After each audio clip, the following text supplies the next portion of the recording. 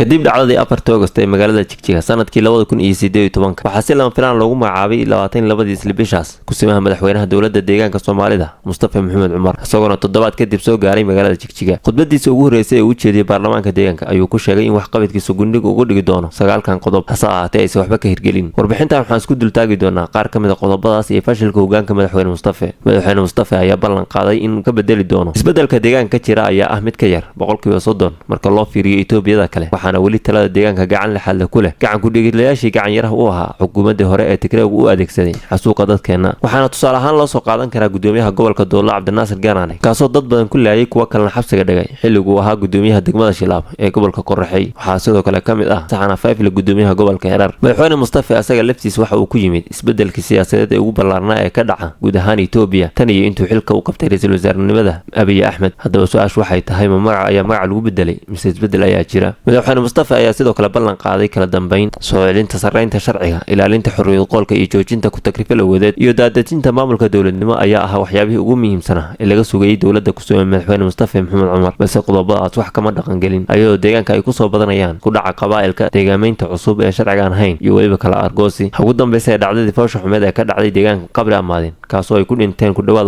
20 qof halkaasoo ay ku dagaalameen laba beelood oo walaalo ah taasoo hurinta colaadaasi iska lahaa hoggaanka nabadgelyada deegaanka dhanka kale dowladda madaxweyne Mustafa Cumar ayaa u muuqata mid aan ka talin deegaanada xuduudaha ku teesan ee gobolada Qorraxay Doolo iyo waliba Jarar waxaa kaloo uu madaxweyne Mustafa caadaystay xariga iyo handadaada jirdilka odayaal dhaqameedka iyo siyaasiyiinta iyo waliba dadka u dhaqdhaqaaqa isbedelka deegaanka Maxamed Axmed Nuur oo ka mid ah odayaasha caanka ka ah magaalada Jigjiga kuna magac dheer Garjubi ayaa sheegay in booliska deegaanka Soomaalidu ay jir dileen xilli uu ku sugnaa goobtiisa shaqo wuxuuna sheegay in asagoo wax qalad aan gelin u yimaadeen ciidamada deegaanku kadibna la weydiiyay magaciisa markuu uu sheegay in la baxeen bakooradiisii kuna garaaceen sidoo kale xildhibaan Farxaan Cabdi oo laga soo doortay degmada Wardheer kana mid ah xildhibaanada baarlamaanka deegaanka ayaa xabsi guri ah muddo sanad ah Khadar Jigro oo ahaa dadkii hormuudka u ahaa ururkii dulmadiid qaybtana ka ah ururadii cadaadiska saaray maamulkii hore ee deegaanka ayaa isna lagu xiray magaalada Jigjiga isagoo sheegay in wax nidaam loo marin xarigiisa madaxweyne Mustafa ayaa sidoo kale ballan qaaday in wax ka qaban doono awood qaybsiga deegaanka iyo kan dalkaba balse aad moodo inay hoos uga dhacday halka ay taagneyd iyadoo gobolada Afdheer iyo Doolo ay ka dhaceen qalaas oo dhiig ku daatay iyadoo bulshada goboladaasi ay ka cabanayaan inaysan wax matalaad ku haysanin deegaanka madaxweyne Mustafa Cumar ayaa ballan qaaday in dowladdiisu aysan farangelin doonin arrimaha diinta dadkana ay xor u yihiin inay cibaadaystaan hadalka madaxweyne Mustafa ayaa dad badan ku macneeyeen inuu hordhuc u ahaa xiriirka wanaagsan uu la leeyahay wadaadada xabashida xagjirka ah ee Kiristaanka kuwaas uu aaminsan yahay inay kursiga ku sii hayn doonaan